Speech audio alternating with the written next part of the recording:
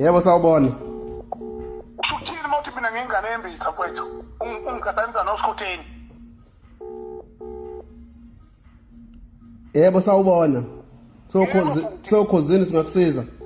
Utsaki ngithi mina usho ukuthini mawuthi ngengane embitha mina ungigadanisa noSkhotheni. Sokhozini singakusiza. Ulayini wakho ngathi uyabheda uzwakala kahle.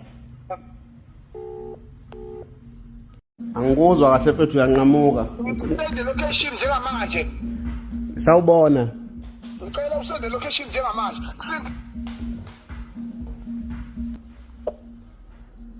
Ngithi mina wenziwa yini ungijwayela amapoloko?